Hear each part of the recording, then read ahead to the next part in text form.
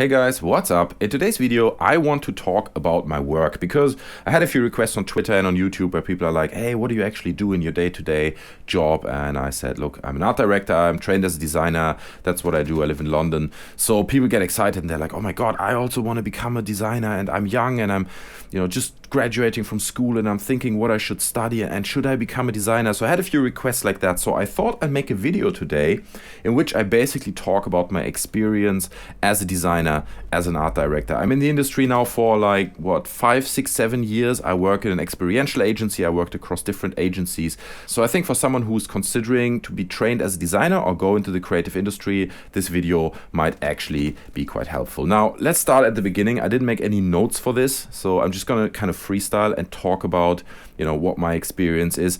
I think when you first become a designer or you consider going into that direction with your line of work, at least for me, it came from my passion for drawing, right? When I was younger, I was very much into graffiti and I was fascinated by people who are really good at drawing and just like painting beautiful things.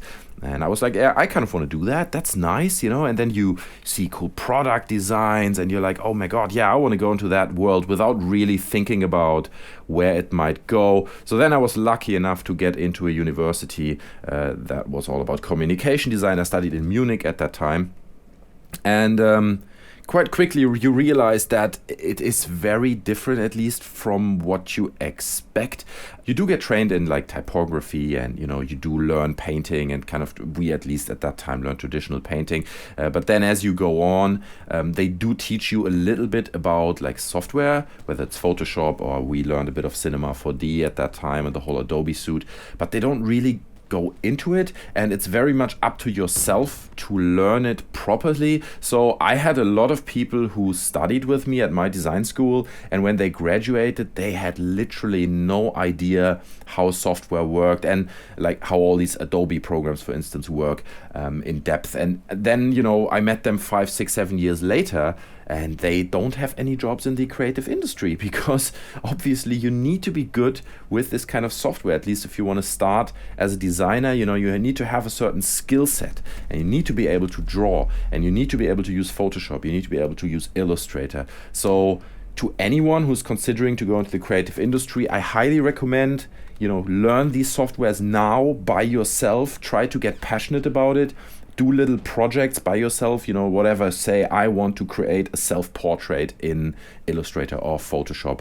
And then just work really hard, do your best, watch a lot of tutorials and get into it. Because at university, they will not teach you the details of these softwares. It's all down to you. And it gives you, in the industry, a massive advantage when you're looking for a job and you can impress people with the skill set you have in all these softwares. So then, from there, I went to London.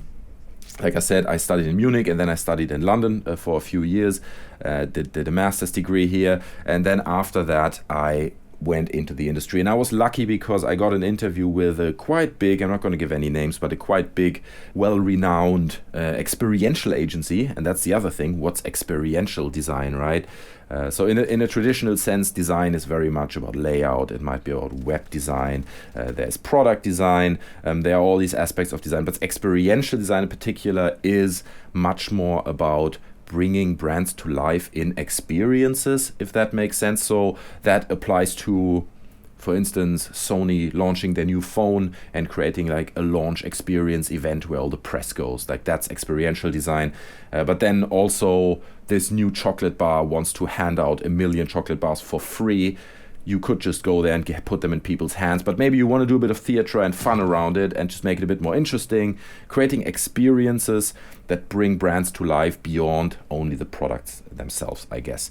So I got lucky, got into this quite big, well-renowned global company, and started there as a really small designer. And quite quickly, I realized that all the stuff that you learn in university have not very much to do with what you do in the real world. Obviously, certain things overlap, but mainly in agencies, and that's something that you don't, at least I didn't get prepared at university, is that you work after very, very tight briefs. So that means the client comes forward, let's say, just for example, the client is, stick with the example before, Sony, right? And Sony says, we want to launch the new phone. And they're like, okay, here's the new phone. Look at it. It has these new features, that new feature, and it can do this, and that's the screen resolution.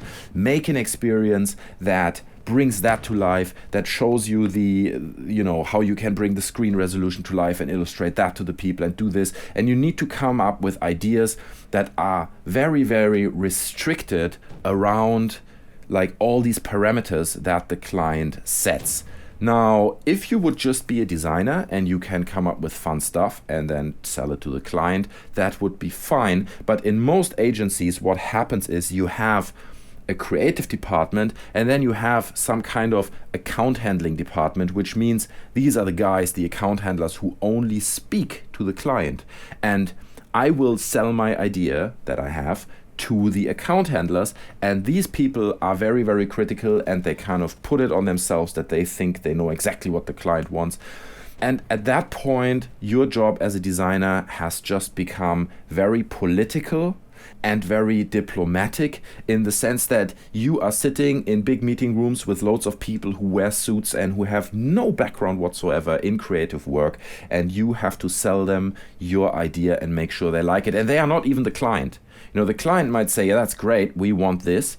But before the client even sees it, you have to politically sell these ideas to these people who have basically no idea what they're talking about. That is a bit harsh. Obviously, a lot of them have been in the industry for many years and have seen what works and what doesn't. But nonetheless, this is just an aspect that you don't see when you first start studying design, right? You think, or at least I thought, well, I'm going to create pretty things and then they're going to be built. And that's pretty much what it is, but there are so many steps in between that have nothing to do with design and that require that you have like a much broader skill set. And I've met people who are in the design industry and they are very shy and they are very introverted and they are having a very, very hard time making their ideas become a reality because they are not able to passionately communicate what the idea is or what the concept behind their idea is.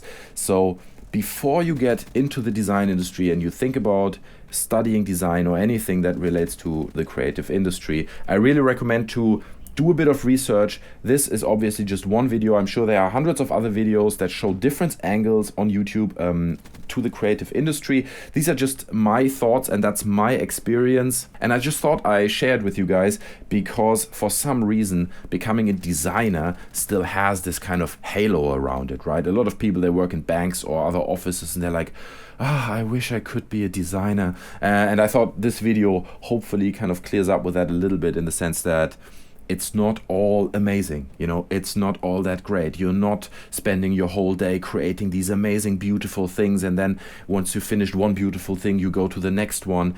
It involves so much more, and it can get really annoying after the client told you for the 20th time that what you did is not what they want, and you have to revisit it, and it can really, really drive you crazy.